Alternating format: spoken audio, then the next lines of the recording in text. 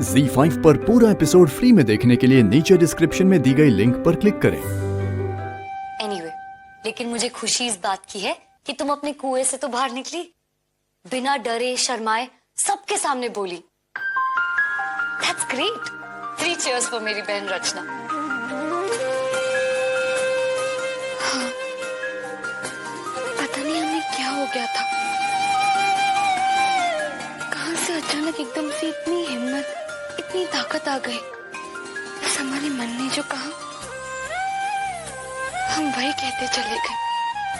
पता है, मेरी मम्मा भी बिल्कुल ऐसी ही थी, तुम्हारी तरह साफ मन की। उनके मन में जो आता था ना, वो कह देती थी। नमस्कार दयाल साहब, आइए आइए बैठिए।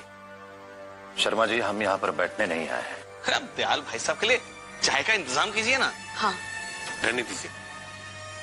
मिंटू कहाँ है? सर आप बुला दीजिए, कुछ बात करनी है। क्या बात है? आखिर हमें भी कुछ बताइए ना दयाल भाई साहब। आप जरा मिंटू को बुलाइए, कुछ बात करनी है। मिंटू बेटा, जरा यहाँ आना।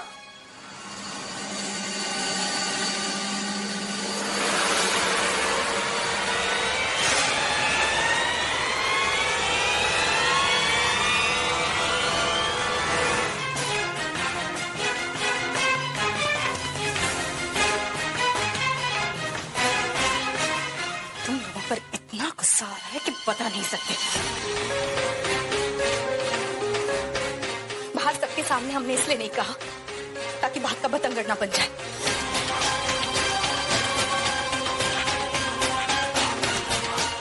बड़ी हो गई हूं, वरना जी तो करता है कि मुंह पे 2 चाटे जड़ दे।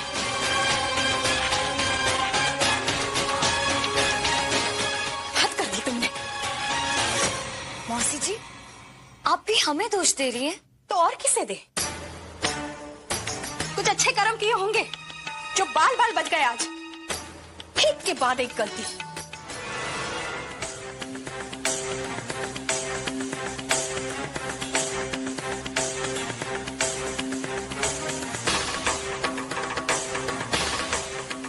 तुम अपने पिताजी को बताओगे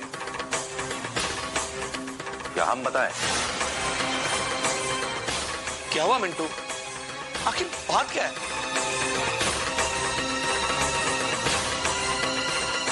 बेटा बोलो, क्या हुआ?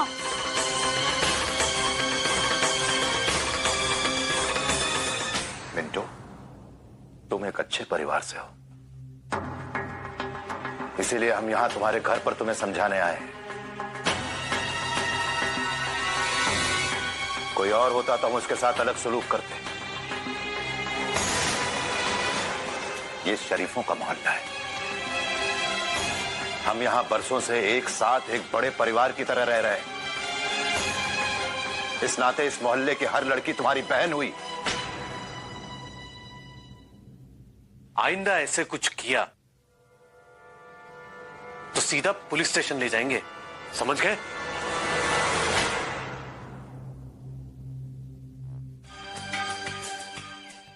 गोपाल, तुम घर चलो, हम आते हैं। भैया, एक बात कहें आपसे।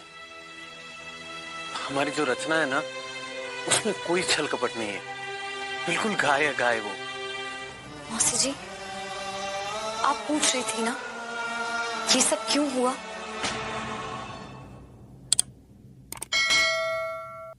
मुझे लगता है कि अगर आपने, इनफैक्ट आप सब ने रचना को थोड़ी सी आजादी दी होती तो शायद ये सब नहीं होता। आपने अभी जो कुछ भी कहा बिल्कुल सही कहा। हम आपकी हर बात मानते हैं। हाँ, रचना को आप सबको ये बातें बहुत पहले बता देनी चाहिए थी। आप माँ हैं उसकी, लेकिन जरा सोचिए, जो लड़की आपसे छोटी सी बात कहने में इतना डरती है, इतना शर्माती है, कौन नहीं डरेगा बताने से? रचना को पता था कि अगर उसने आप सबसे ये बात कही तो सब उसे ही कसूरवार ठहराएंगे, धुतकारेंगे। और वही हुआ ना मौसी।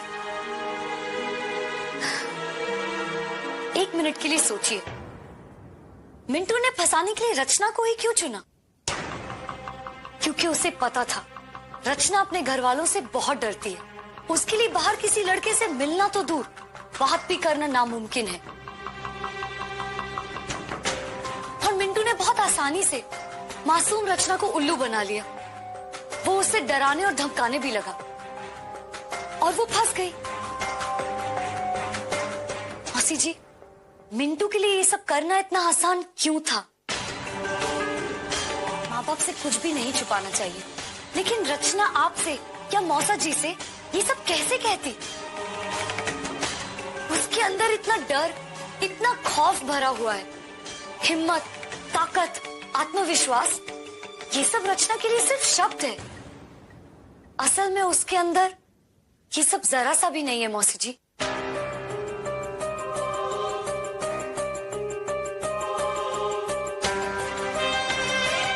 आप सोचिए मौसी जी, एक लड़का एक लड़की को परेशान करता है और कसूरवार लड़की है, ना कि लड़का। ओके, माना कि रचना ने उस आफत को खुद बुलावा दिया, लेकिन गलती तो हम सबसे होती है ना मौसी जी। और ऐसी प्रॉब्लम्स तो कभी भी आ सकती हैं। तो क्या रचना हर बार ऐसे ही घबराएगी? आप जैसी माँ जो अपनी बेटी को दुनिया के सारे अच्छे संस्कार देना चाहती है, क्या वही माँ ये नहीं चाहती कि उसकी बेटी में हौसला हो, कॉन्फिडेंस हो, ताकि वो इस दुनिया से डट कर लड़ सके? और अगर आज उस लड़की में ये सारे गुण, ये क्वालिटीज नहीं है, तो इसके कसूरवार कौन है? वो लड़की या उसके परिवार वाले, जो उसे बाहर की दुनिया से एकदम दूर रहने को कहते हैं? क्या आप सबने कभी ये सोचा है?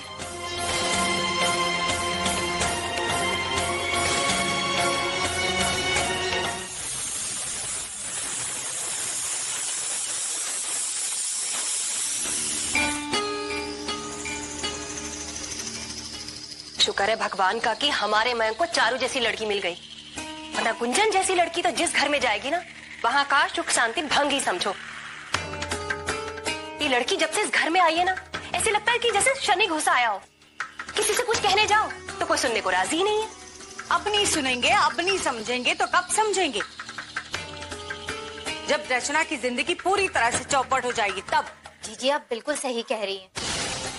हम सबको मिलकर जल्द से जल्द रचना के लिए एक अच्छा रिश्ता ढूंढ देना चाहिए। हाँ, और पीहू की शादी भी तो इसी उम्र में हुई थी ना, कम से कम आज वो अपने ससुराल में अपनी और अपने मैके की इज्जत को लेकर खुश तो है। और हमने रचना के लिए जल्दी से कुछ नहीं सोचा ना, तो मुंबई की बिगड़े उसे पूरी तरह बिगाड़ देगी।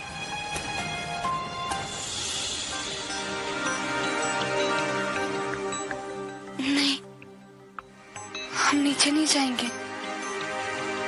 क्यों रचना? हम कैसे सबके सामने जाएंगे? कोई हमसे बात नहीं करेगा, कोई हमें देखना नहीं चाहेगा।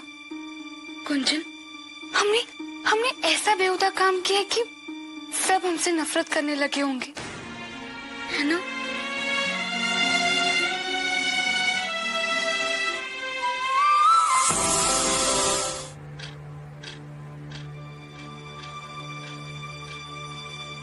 बहुत डर लग रहा है। जेठ जी के मन की बात कोई नहीं जान सकता।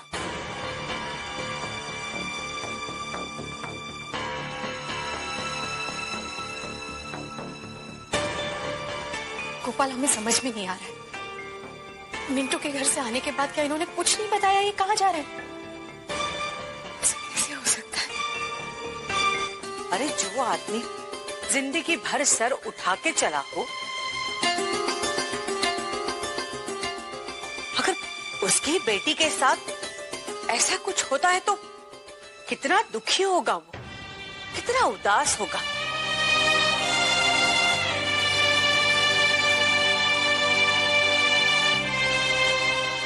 भगवान न करे दयाल कुछ उल्टा सीधा ना कर बैठे।